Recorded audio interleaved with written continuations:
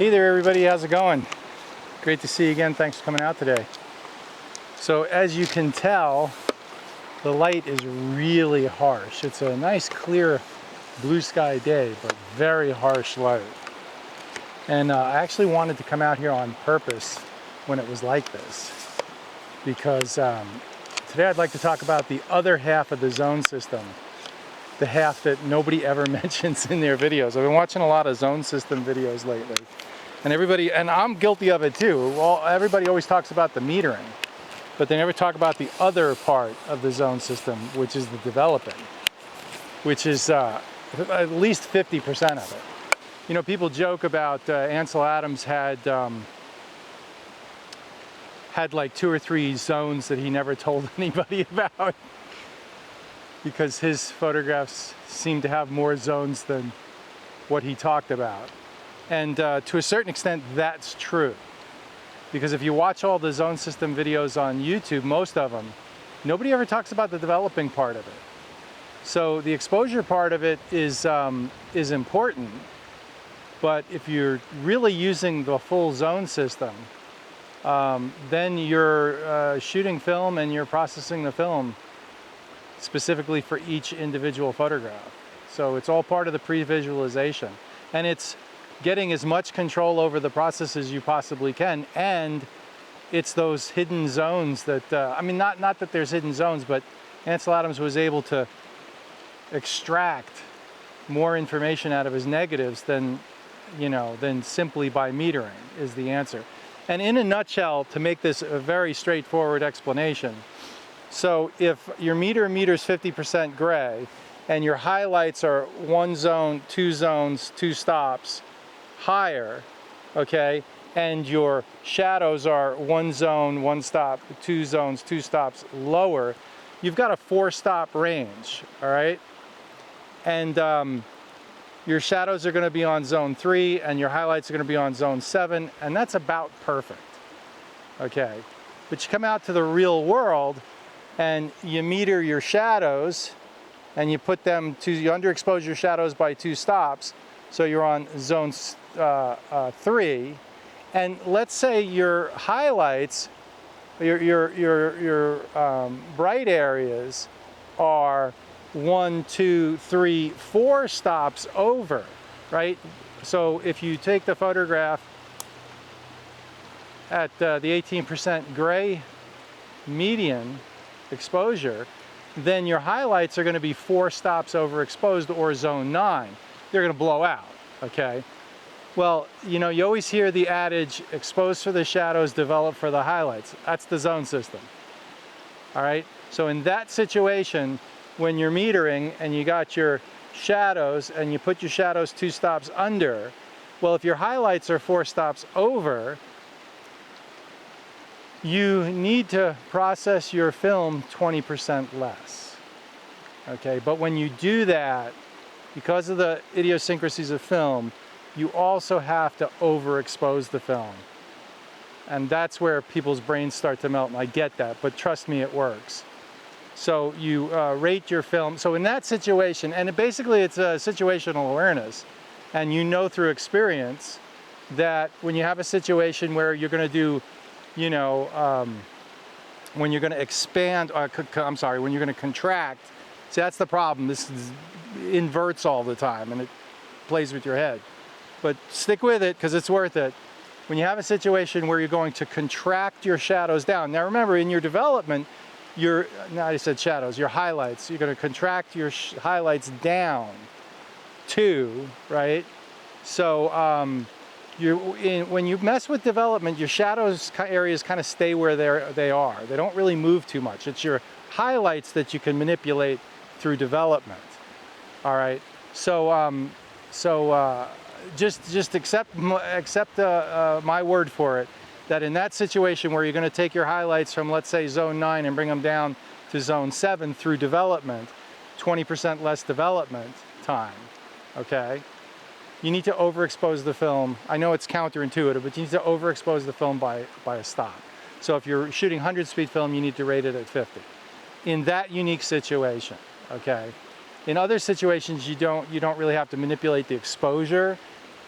if you're going to do any kind of plus or minus development. But in that situation, you do. Today is a day that we have the potential for that. And so I'm going to see if I can show that to you. So if I get a situation where I have the highlights higher than zone 7, then I'm going to use contraction development, and I will overexpose the film, and I'll shoot a negative straight and develop it straight, and I'll shoot a negative, and I'll use the zone system development where I use contraction, and I will expose for the shadows and develop for the highlights. So I got the 8x10 with me. Let's whip that out and see what we get.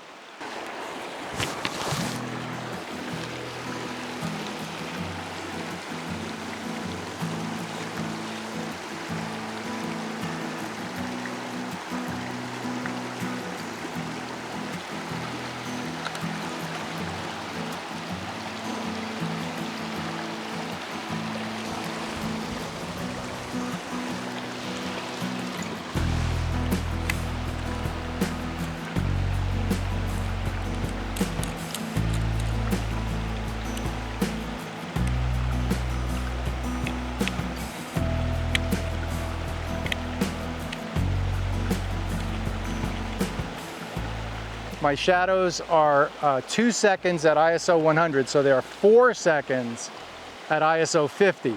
That's increasing my exposure. And then I'm going to develop for the highlights, okay?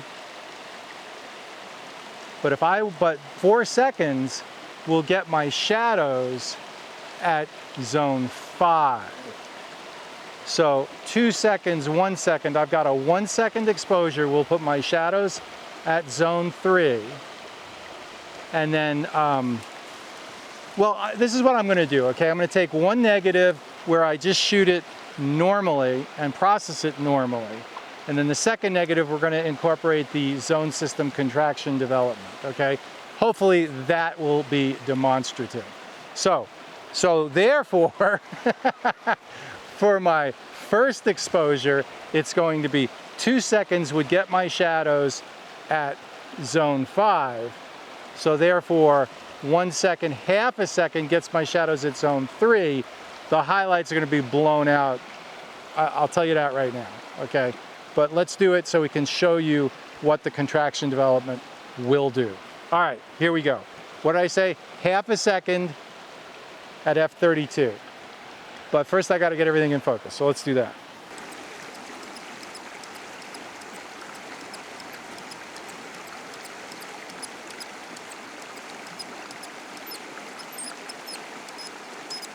So in order to get everything in focus, I'm going to go f45. Okay. So I said a normal exposure would be 2 seconds at f32. So it would be 4 seconds at f45. So 4 seconds, 2 seconds, 1 second. 1 second, 1 second puts my shadows at zone 3. And the highlights are blown out. Let's take the shot. I'll develop it normally. This will be number 1, and then the second one I'll employ contraction to bring the highlights back down.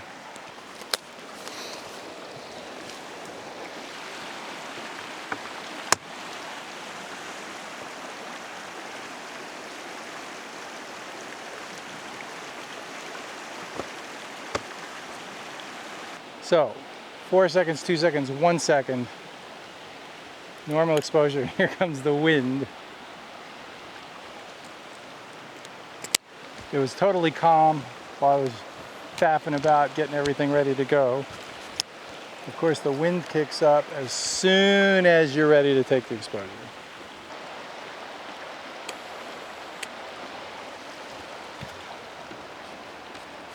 So the second exposure is going to be rating the film at 50 so that I can process it 20% less to contract the highlights. But the FOMA has a hellacious reciprocity failure curve. So let me think about this. 4 seconds would be 8 seconds at f45. 4 seconds, 2 seconds will get me, 2 seconds will get me the shadows on zone 3. And because of FOMA's reciprocity failure, I think I'm gonna double that. 2 seconds, 4 seconds. FOMA is hard to use, that's the problem. The reciprocity curve is brutal. So 4 seconds. Yeah, I want to go more. I think I'm going to go 6 seconds.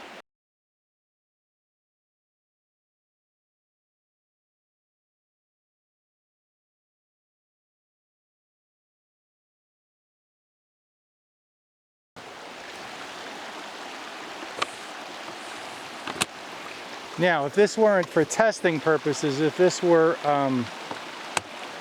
a serious photograph, what I would probably do, what I would definitely do, is I would bracket a bit. If I were using the FOMA, I would do like 6 and probably 4, 6, 8, and 10. If this was like definitely a shot that I thought was gonna be, you know, yeah.